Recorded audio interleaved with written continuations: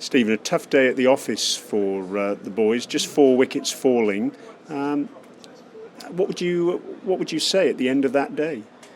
I think it's a tough day of Test match cricket. I thought the Australian bowler, we stuck to our guns pretty well. A lot of players and misses today, maybe 1 or 2 run-out opportunities. We got the referral probably wrong in the first session, so we could have had 3 or 4 wickets, and the day might have been totally different. But I think at the end of the day's play, satisfied with our bowlers. I thought the effort was there. They bowled in the right areas. We just didn't get the edges today. What about the positive side of the coin? I guess from an Australian perspective, there weren't too many devils in the surface, were there? No, that's a good point. It played nicely, and batting wise, it was probably a little bit easier than day one. It was, looking back on it, it was probably a good toss to lose. Certainly a lot tougher for the batsmen yesterday morning. Today, with the sun out, there wasn't a lot of movement. It's a slowish pitch, so you've got to work hard for your runs, and that's what England did today. They worked hard for their runs, so full credit to them. So when we get our opportunity in the second innings, we've just got to value our wicket. Now, when you were captain, of course, you always used to do with 4 frontline bowlers. Would a 5th bowler have been useful here today?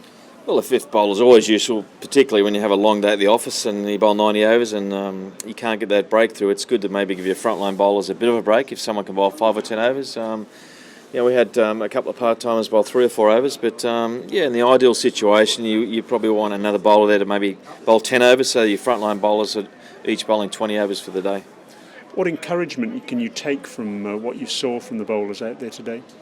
Look, as I said, we bowled good line of lengths, a lot of plays and misses. Tomorrow morning we may well go out there and get 3 or 4 edges in the first couple of overs with a new ball and bowl England out and minimise that lead to under 50. I think if it's under 100, it's a good result for us, so we're definitely still in the game. What about Rory Burns? It was a pretty decent innings, wasn't it? He stuck there, batted all day. Full credit to him. It wasn't an easy Test match 100. It's against a quality attack. The pitch is not easy to bat on. I think it's a bit slow and there's a little bit of sideways movement. And when you look at it, I guess our batsmen can look at his commitment to the cause today and they can learn from how he played. I mean, he was unflappable. His temperament was good. He missed a lot, but the next ball he switched back on, and that's what you've got to do on a pitch. In Test match cricket, you can't focus on the shots that don't go right. You've just got to concentrate on the next ball. So his concentration was excellent. He knows where his strengths are, and he played to that. And to be 120 odd not out in a Ashes Test match in the first match of a really important series, it's a quality innings. Lively atmosphere as well here today.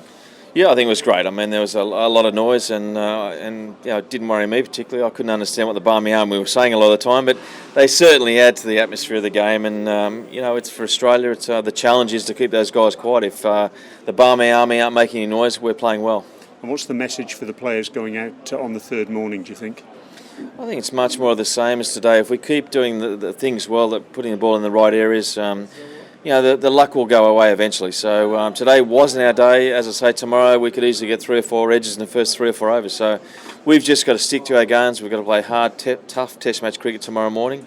We can't afford to not be switched on because the first session tomorrow is definitely the most crucial session of this Test match.